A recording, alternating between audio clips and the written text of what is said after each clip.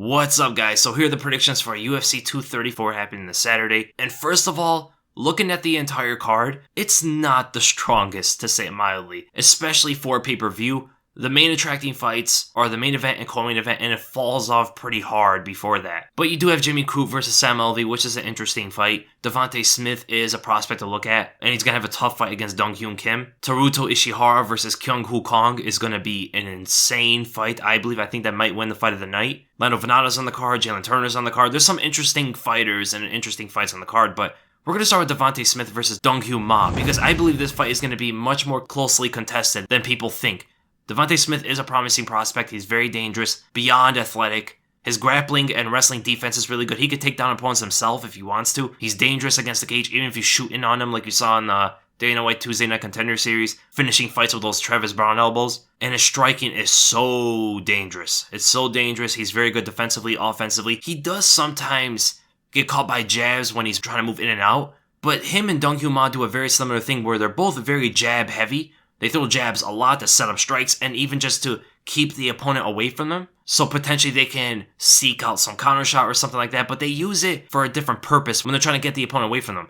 Dong Hyun Ma really uses it just to reset the action, right? He throws a jab at you when you try to come in on him, so he backs you away, and then you guys kind of reset. Devante Smith, though, he's a lot more crafty when he's jabbing opponents away from him, because usually they sometimes try to counter him when they move back and they move back in on him. He's already in a different angle to counter shot them. His angular movement, his angular work is a lot better than Dong Hyun Ma.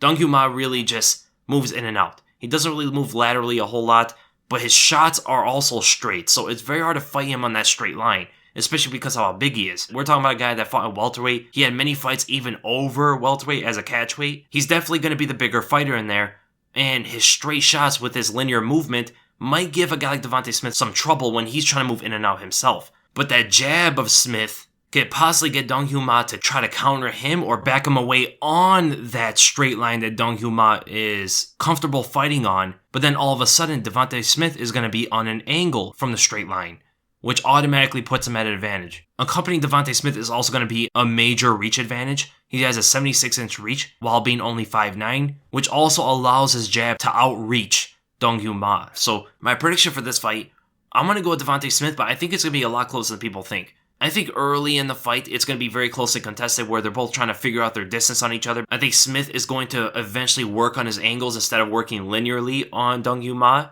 And I think at that point, Dong Hyun Ma might be thrown off. And I think Smith might catch Dong Hyun Ma when he's trying to throw a leg kick at him, and Smith catches him with a right straight or something. Very similar to what happened with Julian Rosa. So I'm going to go Devante Smith. I'm going to go by a second round TKO. And then we go to Jimmy Crute versus Sam Alvey. Now this should be an interesting fight. You got Jimmy Crute, who's a very young fighter, 23 years old, I believe, versus the veteran in Sam Alvey. Sam Alvey hasn't fought too much in the light heavyweight division in the UFC, and the explosiveness and the power and the speed that Jimmy Crute brings is going to give Sam Alvey a lot of problems right off the bat. Jimmy Crute, for the most part, he throws an overhand right, sometimes measures with the left hand, overhand right, and then lunging left hook.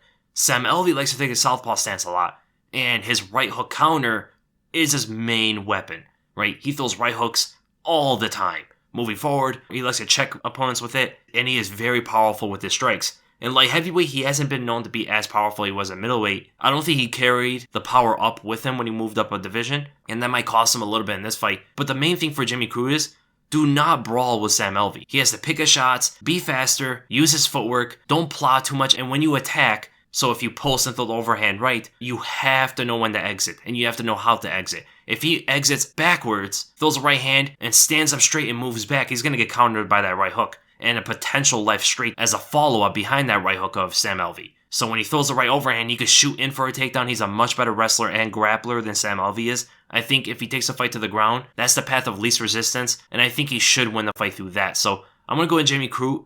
I'm going to go by a second round TKO due to ground and pound, or I could see a submission. Sam Alvey is just way too plotting, and he just invites people to brawl with him too much. And the only way I think he will catch Jimmy Crute is if Jimmy Crute is defensively irresponsible when he moves in and tries to exit or something, or he brawls with Sam Alvey too much. And then we go to the co-main event, Israel Adesanya versus Anderson Silva. A very much anticipated fight, but I think it's more because of how similar their styles are, and I just wish for this fight that Silva was younger. because we potentially would see the greatest striking match of all time. But these two guys are some of the best strikers to ever compete in MMA, to ever step forth in the UFC octagon. Adesanya being the younger, up-and-coming striking phenom, and Anderson Silva is the old guard, right? The old lion that dominated the sport because of his striking for a long, long time. And we gotta be honest here. The first thing we gotta take note is the age difference. Israel Adesanya is 29 years old, and Anderson Silva is 43. I mean, we're talking about a 14 age difference here, and Silva being 43 very much past his prime. This gives Adesanya such a big advantage. This in itself can be a fight-making factor in the fight for Adesanya. But there's more into that. These two guys, being the strikers that they are very similar in their styles. Where instead of being power punchers, very quick, elusive fighters, they are more so snipers than anything. Yes, their movement can be pretty quick, but their striking speed, combined with their impeccable timing, and their insane accuracy, their insane precision, is unlike anybody else in the UFC. And combined with the sniper-like qualities, their striking technique is almost endless. They can throw any single strike you can pretty much think of. They are very well adept in all kind of kicks, all kind of punches, knees, elbows, flying knees, spinning kicks, all sort of striking skills. And they can both fight in either stance equally as effective. You can't even tell a difference sometimes. So there isn't going to be so much of a stance switching advantage here because Anderson can go in orthodox and fight very well. Adesanya can go in southpaw and fight very well. But here's another thing that you have to take note. Adesanya is the longer and taller fighter. And that is something Anderson Silva has not faced in the middleweight division. Yes, he fought Chris Weidman, who is also long and tall, but he's about the same with Silva. Adesanya is at a different magnitude. And combined with his similar style to Anderson Silva, it automatically puts Silva, even if Silva was in his prime, it automatically puts Silva at a disadvantage. The sniper in Adesanya can hit the sniper in Silva at a further distance. And the fact that Adesanya never puts himself at risk, never exposes himself, never lunges in too much, never overextends for a guy like Silva to pick his shots and download the data and find the opening that he needs to knock out Adesanya or eventually catch him like he does to everybody else. Like he did to Forrest Griffin. He had to see a couple tendencies and then he had Forrest Griffin down to a T. He had to see the defensive flaw in Vitor Belfort from the lolling approach of Silva. He has seen it in many fighters, these tendencies, these openings that the fighters give him. He's not going to be able to see the same thing in Adesanya because Adesanya gives no openings, right? He's very patient with his strikes. He never commits too much. He never chases a finish. He just allows it to happen. Even if it goes 5 rounds, and he doesn't really hurt his opponent too much.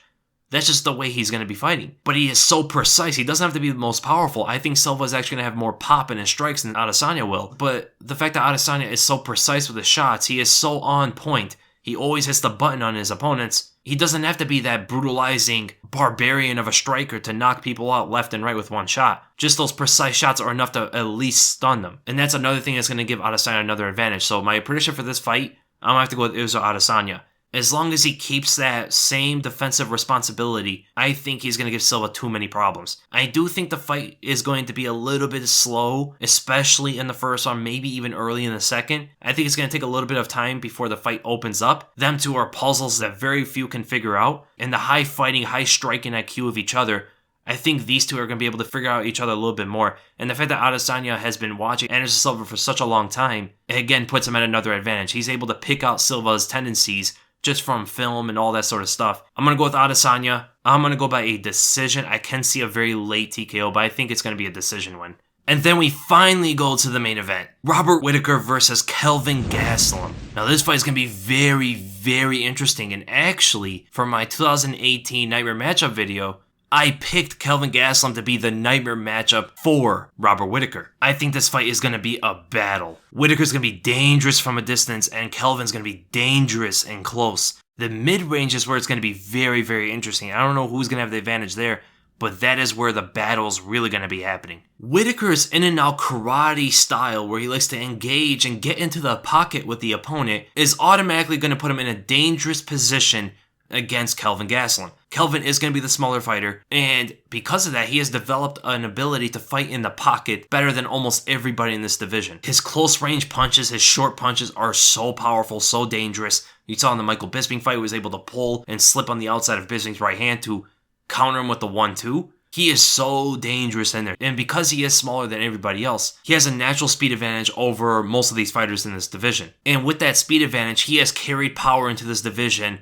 that is almost too scary to watch. So when Whittaker does his usual thing where he stays on the outside, bounces around, looks for his opening to enter, he usually rushes in with the jab almost every time, measures, and then looks for the opening behind that. He usually gets off on another angle and then lands a big strike and exits. For instance, a combination he throws against almost everybody he fights, he actually caught Romero pretty clean with it, and he has caught Jacare and Derek Brunson with the same combo, is he stays on the outside, bounces around, rushes in with the jab, measures, gets off an angle just a little bit to the left, and falls through with his heavy right high kick. Now the high kicks and the secondary attack, the finishing blow of his combination can be troublesome for a guy like Kelvin Gastelum, but where the danger is when Whittaker rushes in initially on Kelvin.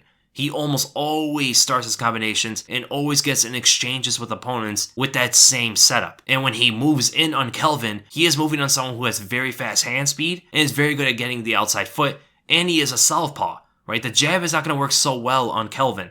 Kelvin can naturally just deflect it, parry the shot, and look for his left hand down the center, left hook, or left overhand. Kelvin is very much left-handed heavy. He almost always looks for it, which is a strength and a weakness, right? He has developed such a keen eye, such a good ability to catch opponents with that punch, and he has developed his setups to eventually catch the opponents with that. It has become a very dangerous weapon, but if you can figure that punch out, if you can figure out his setups just from research, just from studying, just from game planning, it leaves him very much more vulnerable, right? So a lot of times he'll throw the jab left hand, 1-2, he'll throw the lunging right hook left overhand, or a variation of those punches. So maybe a lunging right hook left straight, or a jab left overhand, something like that. But he's always moving, he's always elusive, right? And he loves to take the outside foot. But getting the outside foot on Whittaker is a very, very hard thing to do if Whittaker's staying back. Whittaker doesn't keep a wide stance. He's always narrow on the outside. He's bouncing around, looking for the openings to enter on his opponents. So this fight is very much going to be a quick draw battle. It's going to be who's going to fire first, who's going to enter first, and that first strike of each other is going to determine everything about the exchanges they're going to be in. So my prediction for this fight, it's a very close fight to call. It's a very tough fight to predict, but I'm going to go with Robert Whittaker. And the reason why I'm going to go with Robert Whittaker is, yes, he is in a very dangerous position the way he usually fights, where he enters on opponents very quickly from a far distance. But if he stays on the outside for most of the fight, if he fights from a further distance, uses his push kicks, uses his right straight, and then exits off to the left or something like that, he should be able to bait out some of those punches of Kelvin eventually, because Kelvin will sometimes paw out the left hand if he's not catching his opponents with it. He gets a little bit frustrated, it seems like. Get him to reach out with those punches some way. I think the precise striking and the speed of Whittaker should be enough to catch Gastelum cleanly. But there is a scary thing, and that is if Gastelum is able to cut off and push Whittaker to the cage. Whittaker now has to move laterally, and moving laterally on Gastelum is a very dangerous thing in general. But I'm going to go with Robert Whittaker, and I'm going to go by a 4th round TKO. I think he's going to be able to probably gas out Gastelum as the fight goes on and make Gastelum linger out his punches a little bit more for counter shots. And then let's look at the betting odds to see if there's anything interesting. So Kyung Ho Kong is actually a big favorite over Teruto Ishihara. I do think Kong should win the fight. I do think he's a better striker, but I think it will be a heated striking battle, a bit of a war, and anything can happen in that kind of fight. I think Jim Crute should be a bigger favorite than he is, unless he gets caught doing something a little bit foolish against Sam Alvey, getting caught in an exchange, brawling it out or something. Crute has many ways to win that fight. And Kelvin Gastelum and Robert Whittaker, I think, is the biggest one to look at because, yes, Whittaker, I think, should win the fight, but he is a sizable favorite, and Kelvin has a clear path to win this fight. So I hope you guys enjoyed my predictions, and if you did, make sure to give it a thumbs up. If you enjoyed my content, make sure to subscribe. I have a couple of videos coming out this week, and I will make a breakdown of one of the fights on this card, so be looking out for that as well. And again, thank you guys so much for watching, and until the next one.